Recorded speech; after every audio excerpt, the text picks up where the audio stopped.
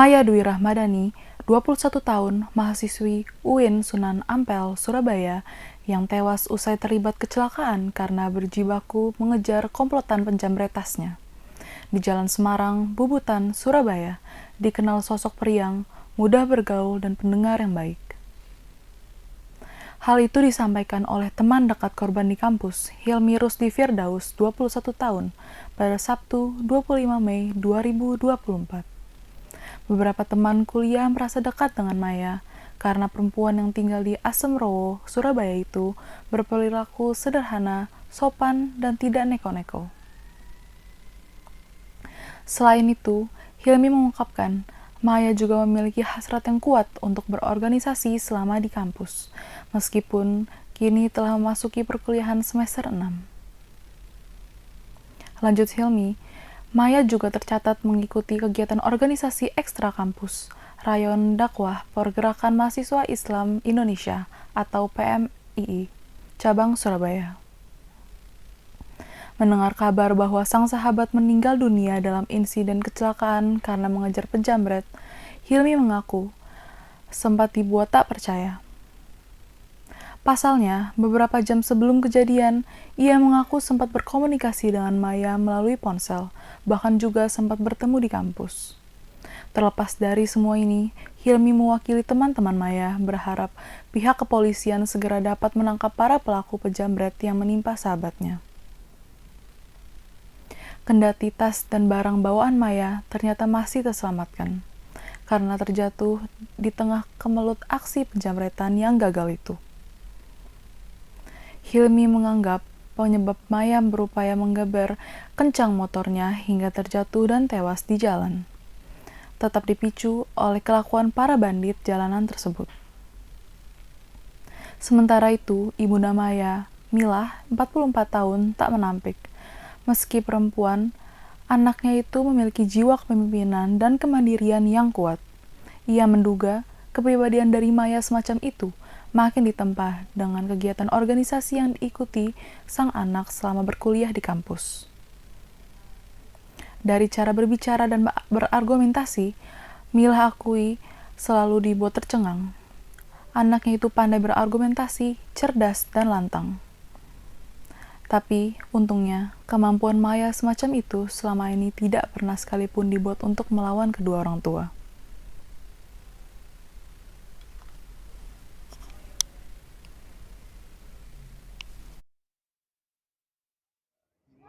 Oh, IMA Prodi ya, Ya, IMA Prodi sama Dema. Polmek ada. Sempat ada kayak pesan-pesan terakhir ketika ngobrol terakhir itu.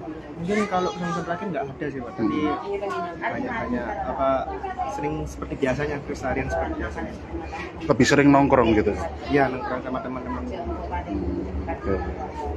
Mas, untuk Mbak Maya sendiri ini selama di kuliah itu seperti apa? Beliaunya aktif berorganisasi atau seperti apa? Aktivis atau apa? Beliau sangat aktivis sekali Mas. Bahkan di kampusnya jadi perwakilan kampus gitu di prodi dan fakultas. Beliau juga sangat aktif di luar dan dalam kampus sendiri. Humble anaknya.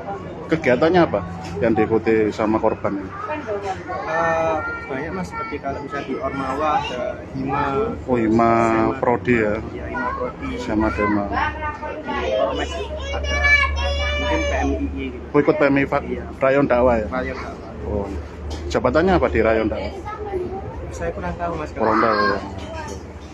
Mas, ini kan korban ternyata teridentifikasi kecelakaan karena mengejar jamret. Nah, ini apakah ada harapan pada pihak kepolisian karena kasusnya langsung diatensi oleh Polrestabes Surabaya? Saya harap untuk Polrestabes atau polisi bisa segera melacak lah, dan kami sudah berdoa agar Maya bisa tenang di alam. Peggy Setiawan, 28 tahun alias Perong, tersangka pembunuhan Vina Cirebon, diungkapkan sempat mengganti identitasnya menjadi Robi. Pada Minggu 26 Mei 2024, Suharsono 40 tahun, teman kerja Peggy di Bandung, sekaligus tetangga satu kampung di Desa Kepongpongan, Kecamatan Talun, Kabupaten Cirebon, mengungkapkan Robi sebenarnya adalah nama adik kandung Peggy. Menurut Suharsono, Peggy tidak pernah menggunakan nama Robby sebagai identitas barunya. Pengungkapan ini menambah kompleksitas kasus Peggy Setiawan yang saat ini ditetapkan sebagai tersangka dalam kasus pembunuhan dan pemerkosaan terhadap Vina dan Eki pada tahun 2016. Pihak berwenang kini disebut harus mengevaluasi kembali informasi yang telah mereka miliki terkait identitas Peggy selama masa pelariannya. Sebelumnya, Suharsono menyatakan keyakinannya bahwa Peggy bukan pelaku pembunuhan Vina dan Eki pada tahun 2016. Dalam keterangannya, Suharsono mengungkapkan bahwa pada saat kejadian, Peggy tidak berada di Cirebon, melainkan di Bandung. Menurut Suharsono, pada tanggal 21 Agustus 2016, Peggy menelponnya untuk mengajak bekerja di Bandung. Setibanya di Bandung, mereka bergabung dengan Parman atau paman Peggy dan Ibnu saudara serta Robby adik Peggy yang berangkat bersama ke Bandung bersama dengannya. Selama di Bandung, Suharsono bekerja sebagai buruh bangunan hingga tanggal 27 Agustus 2016. Pada hari tersebut, Suharsono memutuskan untuk pulang ke Cirebon karena tak betah. Setelah sampai di Lewi Panjang, Suharsono melanjutkan perjalanan dengan bus menuju Cirebon dan tiba sekitar pukul 11 malam. Di sana, Suharsono sempat menyaksikan keramaian yang ternyata merupakan lokasi kejadian pembunuhan Vina dan Eki. Awalnya ia mendapatkan informasi bahwasannya peristiwa itu merupakan kecelakaan lalu lintas. Beberapa hari kemudian, Suharsono mendengar kabar bahwa Peggy sedang dicari kepolisian yang terlibat sebagai pelaku pembunuhan terhadap Vina dan Eki. Di rumah Peggy, ibunya bercerita jika Peggy pelakunya. Hal ini membuat Suharsono kaget karena tanggal 27 Agustus 2016 itu Peggy tidak pulang dan berada di Bandung. Ia menambahkan bahwa tidak mungkin Peggy bisa kembali ke Cirebon dan melakukan pembunuhan pada hari yang sama. Dengan kesaksian ini, Suharsono berharap agar pihak berwenang dapat meninjau kembali penetapan Peggy sebagai tersangka dalam kasus pembunuhan Vina dan Eki. Sebelumnya, Polda Jawa Barat menggelar konferensi pers pengungkapan kasus terkini Vina dan Eki pada tahun 2016 lalu, Minggu 26 Mei 2024.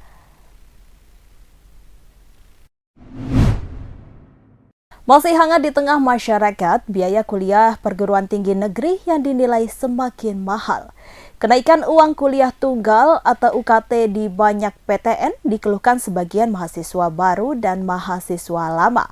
Namun di salah satu kampus swasta di Kabupaten Sika, Nusa Tenggara Timur justru memperbolehkan mahasiswa membayar UKT pakai hasil bumi. Seperti pisang, kelapa,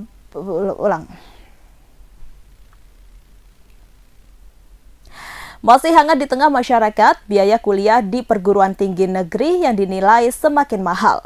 Kenaikan uang kuliah tunggal atau UKT di banyak perguruan tinggi negeri dikeluhkan sebagian mahasiswa baru dan mahasiswa lama. Namun di salah satu kampus swasta di Kabupaten Sika, Provinsi Nusa Tenggara Timur, justru memperbolehkan mahasiswa membayar UKT pakai hasil bumi. Seperti pisang, kelapa, beras, bahkan mahasiswa yang merupakan anak nelayan boleh membayar UKT dengan hasil laut.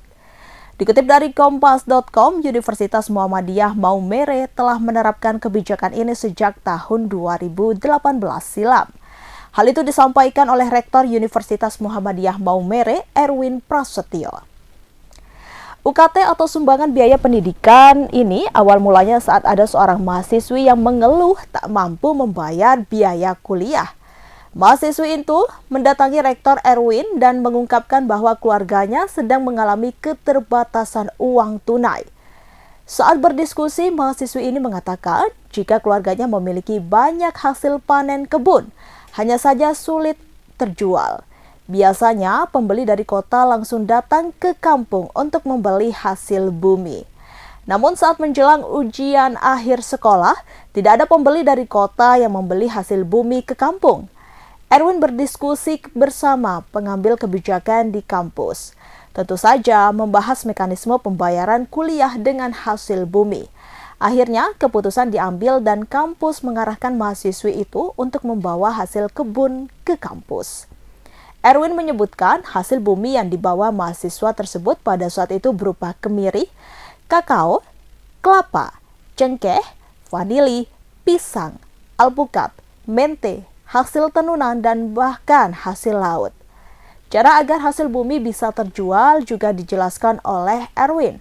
Ia bersama timnya lalu mengumpulkan dan membantu menjualkan hasil bumi itu ke Pulau Jawa dan Makassar. Selain itu, dijual kepada Civitas Akademika di Universitas Muhammadiyah Maumere. Ternyata hasil bumi ini justru laris dan terjual dengan harga yang layak sehingga hasilnya bisa untuk membayar kuliah.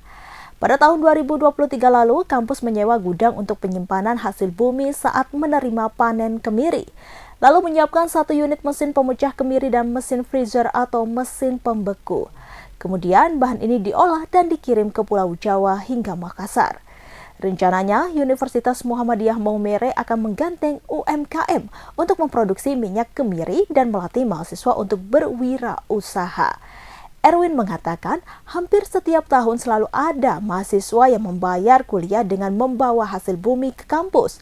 Selain hasil panen dari kebun, ada pula yang membawa hasil tangkapan laut. Aremania akan menyelenggarakan Musyawarah Nasional atau Munas yang akan berlangsung di Dom UMM pada 1 hingga 2 Juni 2024 mendatang.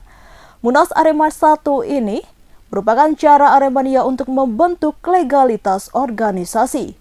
Dalam Munas Aremania 1 ini nantinya akan dilakukan pemilihan 7 nama dari 9 nama calon presidium yang telah lolos tahapan uji dan dari tim asesor. Di mana tim asesor ini telah dibentuk lebih dulu untuk melakukan ujian kepada calon-calon presidium. Tim asesor tersebut terdiri dari Aremania, unsur wartawan, dan akademisi dari Universitas Brawijaya Malang.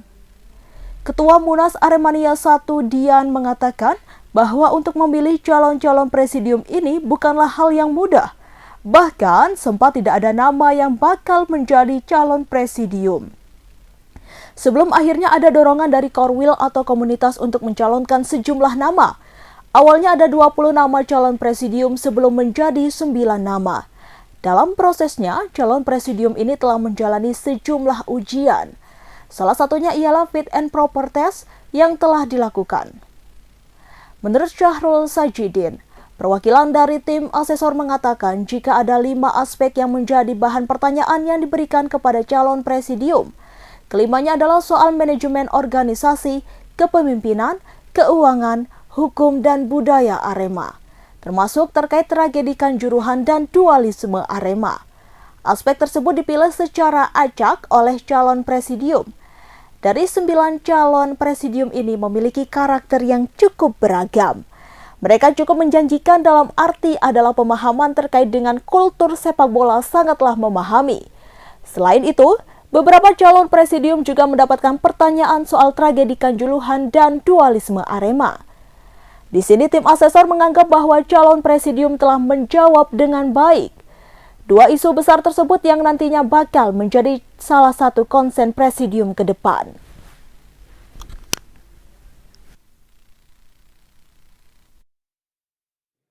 Dengan tujuan ingin melembagakan, yang meliputi dari Kota Batu, Kota Malang, Kabupaten Malang atau Semalang Raya.